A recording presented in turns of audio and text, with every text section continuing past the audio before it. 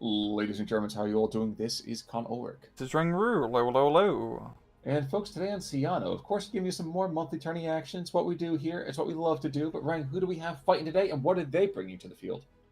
Left hand side in the blue, we have Homer playing the 122nd Infantry Division, which is technically kind of a Finnish division, so I'll try to include it. Maverick Income. Right hand side in the red, we have Creamy Biggums playing the 6th Airborne Division with Maverick Income.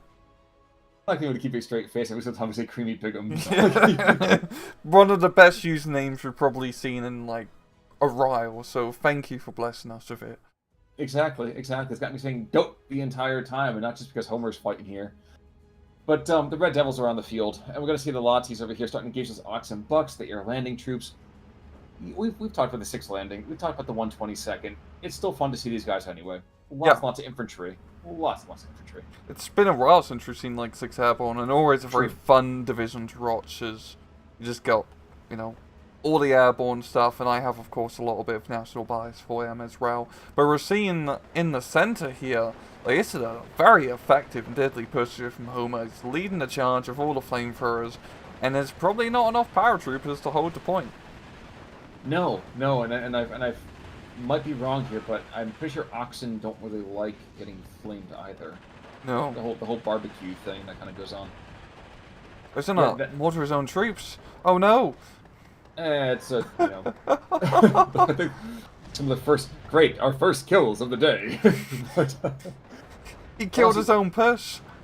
Oh, mortar shells cost money. The dead cost nothing. But you gotta love this. Like, this is that scene in every single war movie where the Allied troops are getting forced back by the victorious, attacking hordes of Axis. Mm-hmm. Just marching down the street, and there's a brave little Tetrarch. It's gonna hold him up for half a second, and then he's gonna get nuked by an AT satchel. He's dead now. It's so cool. Yep. It's just that moment right there. No, very effective push, because usually pushing out, very narrow town can be a huge pain in the ass, because it's pretty easy to defend. But Homer came in, speed, violence, and momentum, just went right down through and caught him off guard. And I think Creamy, he's gearing up for more of a northern push now, as he's going to be landing in with the air landing. Well, the kind of fascinating thing here, too, is that there wasn't a whole lot of people who could actually even see the first line. Of course, the IG-33 says differently. But had that Pack 43 been just a little bit further south, like literally 50 meters, that entire push would be dead. Yeah, holy Oof.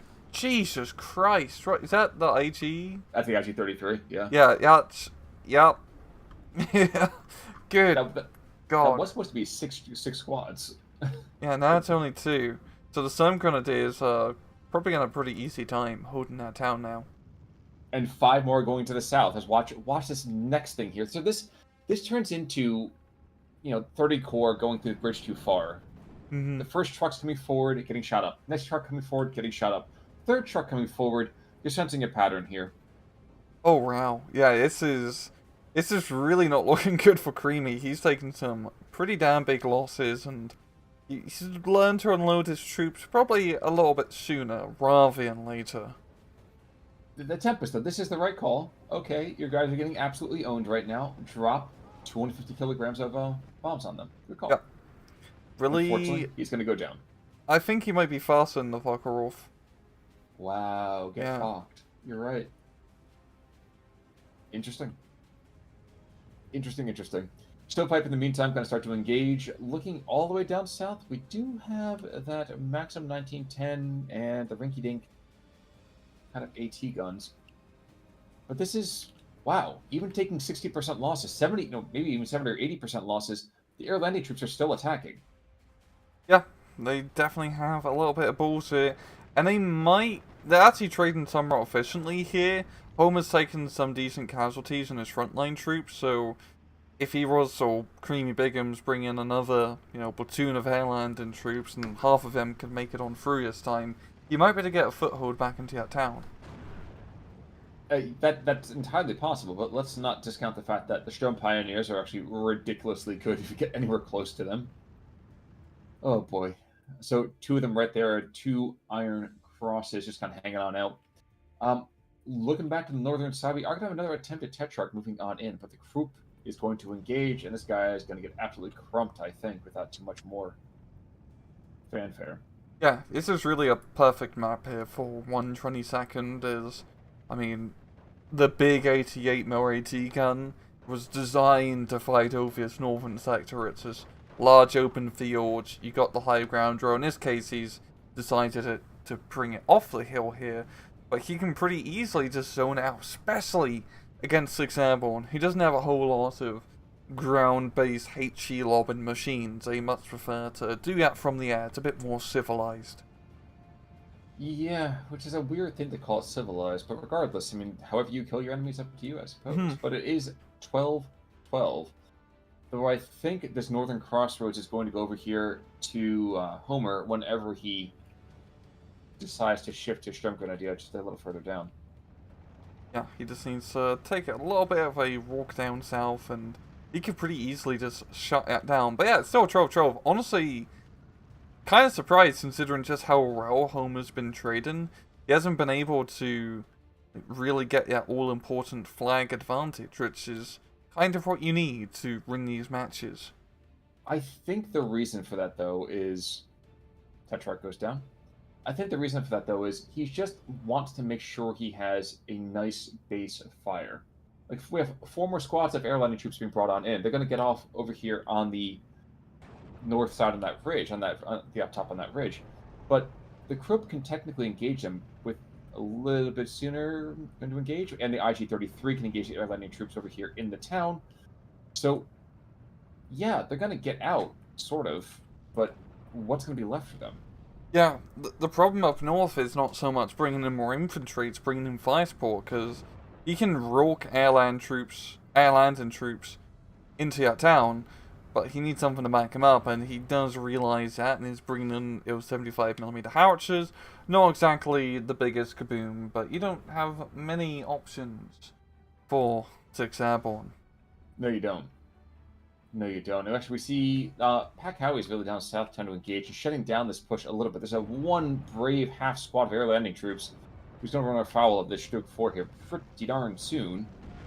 Well, right now, in fact. And even these Latidor Juntas, excuse me, Finnish troops that we have down here are going to get probably murked. What's left? There's very, very little left down here. Yeah, it's a pretty good,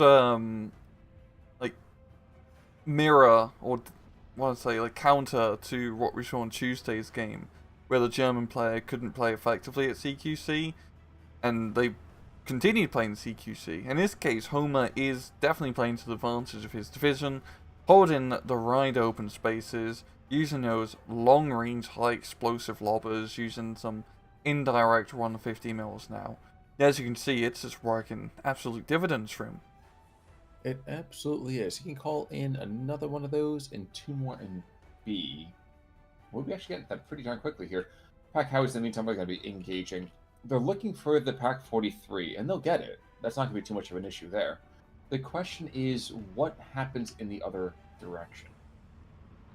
Like, what do the Germans bring back out? The Germans and Finns. Well, wait, the other 150 is, I know he's engaging down south as well. Yeah. Okay. And then in the artillery duels, the 150 should pretty clearly win those engagements. Because the 75mm does have a maximum range of 8.7 kilometers, so he won't be in range to counter battery, I believe. I don't think so. Maybe just, yeah, it's gonna be tight. Well, let's take a rough look here for a second, right? So, I think it's barely in range actually, but still it's long range. Yeah, and their accuracy over a great distance really drops off quite significantly. Ooh, a Centaur's coming to the field, so we're going to see some rinky-dink anti-infantry kind of engagements. I do want to kind of keep an eye on that Krupp, and I think the reason for that is actually we're starting to see the 75 mils start walking further south. I get the feeling they're going to desperately trying to start engage these these on-map, but so far back they might as well be off-map positions. Don't know. Maybe we're seeing a potential flank here to the southern border. I think we're going to see another attack over here on Biggums to the south. Yeah, southern push would definitely be a good pull here, or a good push here. It's a little bit more close quarters. You can use your infantry a bit more effectively, and that's a good way of pushing down south, hook your way up north. You can try to cut off the town here. which is usually a pretty good call. It's just once again fire support. In A phase, it's been pretty bad. B phase, you do start getting some Cromwell tanks, which are very cost efficient. But yeah, it's going to be about just leveraging enough high explosives, because just in general, there's not a whole lot here. I mean, just in general, it doesn't really seem to be a whole lot that needs to happen away from Homer's side either. He's just kind of chilling for the moment, which I completely understand. Mm-hmm. He's just set up that defensive line, and it is big and beefy. We're all seeing 75 mils up north, counter battery the pack group. Yeah, if he can knock out that pack group in the IG-33, he does have, pretty good basis to try to get a foothold back into the town. There's 2 Tetrarchs up north. Where is he? Moving Okay, down he's just south, setting them actually. up on the hill. Oh, okay. Oh, on the center up north, getting a little bit blapjaw from the Stug. Definitely a good idea to pull that thing back. I think Creamy, he doesn't have a whole lot on, like, the actual battlefield. And that's because he, well, it seems to be investing a lot in these aircraft. So it's going to be very vital for him to actually start getting some kills. And unfortunately for him, the Flak Veerling over here, the 122nd actually has really, really good anti-air net. Mm-hmm. There's not a ton of space for them, but the Flak Veerling does a lot of suppression damage. You also have, in this particular case, the SDK have said 7-1s. And Typhoon doesn't go down, but he does go away trailing a lot of smoke. And think about his life choices. And here's this. Actually, look down south. We have a wonderful little push over here at Battery Fjord to kind of give some artillery support. And then a lot of Finnish infantry thrown to the front. This is going to go pretty well, I would think. Yeah, and in the trees as well, which is a natural habitat here. We got some Belgians being thrown on in to try to defend this point. But yeah, very effective push. Lovely use of smoke here. Only one AB power is in position to try and stop this, but yeah, the Finns will be able to go through and clear that out. And even more terrifyingly, they are onto the Piat, which means that they're more in danger for themselves than the other enemy. Might misfire. Exactly. Well, and with all of those lovely, lovely Molotovs, and actually they're falling back right into that mortar shell too. Yikes. Oof. Yeah, we're seeing a lot of artillery now from the airborne player. A lot of 75mm howitzers. I do like this because he does lack a lot of direct fire, high explosive fire support. This is really his best bet. He is starting to build up a basis of high explosives in the air as well. It's just going to be about, what, 3 minutes into B phase, another 7 minutes left. Will he have enough time to make a good counterattack somewhere? Well, the issue here too is that his Grenadier Voltigeurs are being pushed on in, and they're getting, just again, they come to their trucks come forward, and they're getting hammered. There's a Cromwell here at least, but oh, the Stug's in a perfect position down the road. I think he doesn't see the Cromwell. Okay, he does. Just a tight line of sight. There's a tight line of sight, but even if the Stug goes down, that's fine. If he takes out the Cromwell, that's fine. The 57 goes down.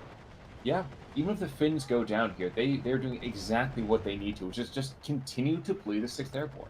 Yeah. He really needs to get, like, the AT Typhoon on that Stug, because this is completely stopping his little counterattack. I do like how he's flanking from the southern end with the Ox and Bucks, especially after pinning down the infantry. But, oh, Focke-Wulf strike. Fantastic hit. Well, that's part of it, and he does actually have the Typhoon anti-tank. Unfortunately for him, it's been unable to get, like you see right here, it's been able to get its rockets away. Yep. Yes, 2 flak villains on the field, so that's a pretty good deterrent. So I would say one does actually get shot down. Trying to see where the next rounds are falling. Okay, so the artillery continues to try to counter battery the 6th Airborne. So we're going to see the 150s going to those northern howitzers. And one thing I will say I really, really enjoy from Creamy Biggums is that he's trying to consistently recite his artillery after he fires it for several rounds.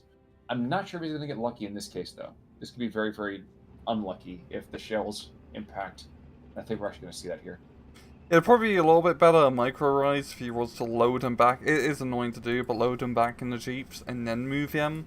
I see what he's doing. He's just kind of selecting them all and then relocating them to a new position here. But it should be enough still to get out of the way of those deadly 150s.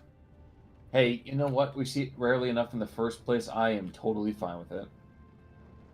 122nd is actually bringing a ridiculous amount of air power in themselves.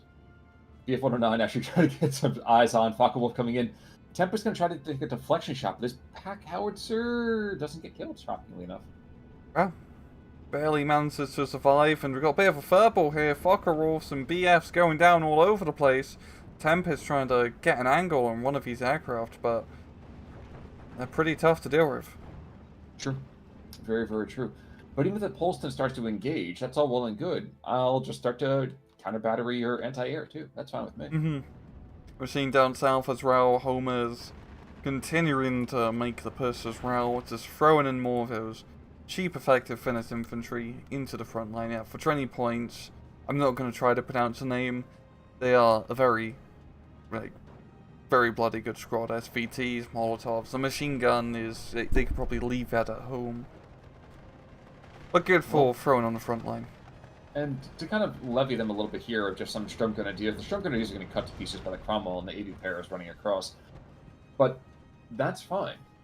That's fine. Shockingly enough, even pinned down. Oh no, 6 more squads of Grenadier Voltigeurs being brought on in, and bombs taking out the Paras. Okay, so the Grenadier Voltigeurs are being brought on the southern road, so that might give them a chance to get in. And the Focke-Wulf goes down, Tripolson claiming the kill there. Yep. And we're seeing the the on-map artillery pounds an array. But the problem is, only 75 mils, so it does take him quite a bit of time to get those all-important stunning hits. And the Cromwell, yeah, holding the line, but in a direct firefight against a Stug, not gonna... Oh! That's something at least. He crits, yep. When you get crit city, you're very, very lucky on that one. Unfortunately for him, a crit is not a kill, and that's what happens when you bring a Cromwell to a Stug fight. Grenadier Voltigeurs being brought on in, actually Storm Grenadiers in the northern forest, the northern southern forest. And you just see the absolute deadliness of just all those freaking MP-44s. Yeah, there's a lot of close range firepower here. Grenadiers being brought on in, but 150 has them sighted in as they come in as reinforcements. A very good hitch. Honestly, Creamy, he needs to start getting some 17-pounders down south. He does have effective ground-based AT. I mean, it's not mobile, which sucks, of course, but he needs to deal with that Stug, otherwise his push down here is just going to falter. Well, and he's going to get a little bit of immediate kind of support, and I think it's just because the 150 is actually not actively trying to kill him. He's trying to kill the 20 mil a little bit further back, which I understand too. My air power, I think, is an underutilized resource for a lot of 122nd players. They don't really look at that as being a major wing of their army. They think, okay, it's an infantry division, let's play them like an infantry division. We're seeing more... Actually, yeah, another contingent of infantry being brought from Homer into the town. Seems he's going to try to do a central push here, and that's going to work really well, because there's bloody nothing in the center. I'm just watching the Finns and the Sturmgrenadiers fight back the 80 Paras coming into there. They're going to lose, but you can bet damn well sure that those guys are going to remember them. Just all the amount of you just watch the numbers start to crumple over here on all those Grenadiers, and it's rough. It's really, really rough to be in the 6th Airborne right now. Oh, the Focke-Wulf coming in. Big clump of infantry, you know the drill. Not as deadly as I was expecting, but still managing to slow down some of that infantry. Well, and here's the other thing, too. The IG-33, if that gets eyes on, that's a problem. Oh, yeah. Oh. That is a sneaky spot, and it seems he's just doing some fire position onto that village for whatever reason. There was previously, if you actually look closely, you'll see the Meat Bolia base that used to be a squad. Oh yeah. But I'm also fascinated by this 381 that's here. Because if it gets seen, it's going to get completely and totally murked from the windows. Well, now it's going to know they're there, but that's kind of equally important. Focke-Wulfs, there's 2 more Tripolsons that are just kind of sitting there. This is such a shame. Ugh, wow. They could have saved that. Rip indeed. And then the Focke-Wulf's coming in. Does manage to unload, but it's a little bit late. Well, and the 381's starting to kind of engage on the map. Quick TOT barrage. does do, of course, that crazy, crazy kind of suppression and damage, but they still got to hit. Yep. And one of the fuck wolves, will they die? I think they're going to get away. They are. That Homer's push down south has just worked extremely effectively here. He's been just trading very well. I think the main problem here for Creamy is he's been trying to play a little bit too much. It's hard with 6 Airborne, because you can't really play it as like a straight up infantry division, especially against a very powerful one, like we're on 22nd here. And he just hasn't been able to really leverage your air power, which is really the most key part of 6 Airborne. The triple Polson should take out this fuck wolf. There's has 6 barrels of 20 mil HE, but no, he limps out of there as well. Jeez. Yeah. Yeah, you really just use the tri-potions more for, you know, just deterring the aircraft. You really need to use those Tempests to finish them off. The 75s, in the meantime, all engaging that kind of original push. And I understand that. I think it's one of those kind of fury things. It's like, you know what? I'm just pissed right now. I must just do this and kill. See what goes on. Yeah. Continual of the artillery barrages here. Honestly, Khan, we can probably take this to a ×2. Alright, I'm feeling that. How about 28-25? Yep, sounds good. Because that's, you know, it's clearly out. I think Creamy Biggums is a bit more of a newer player, so to speak, to some of the micro mishaps he's made. But I think it's a good example of just, with 6 Airborne, kind of what not to do. Like, especially just some of the micro mishaps with unloading infantry in time, you really need to find, like, a good place early on where you can force a CQC engagement and not have to fight head-on against Stugs and 88mm guns, because they will just shred you. That's true, and I'm certainly looking forward to a time when Creamy Biggums becomes a little crispier, as some seasoning happens. He gets left in the oven a little bit longer. Mm-hmm. Looking forward to that time. Actually, I really appreciated all the artillery that was brought to the field on this one. I think the concentration of fire was a very interesting idea. I just think, unfortunately, they misidentified maybe some of the axes of approach. We see this happening right here. Fuck wolves are all going for the artillery, so here it comes. Even if he takes out even a couple of supply jeeps, that's still going to be pretty hideous. Oh, wow. Okay. Wow, that got lucky. Not much. Because they rotated. There we go. If there was a single scout, that might have been it. Mm-hmm. And these Tempests have been having a pretty hard time, like, actually getting some aerial kills here. As they keep getting round up in the turn fight, so to speak. Especially against Focke-Wulfs. They're a pretty good match. Yeah, their agility's pretty strong, yeah. Yeah.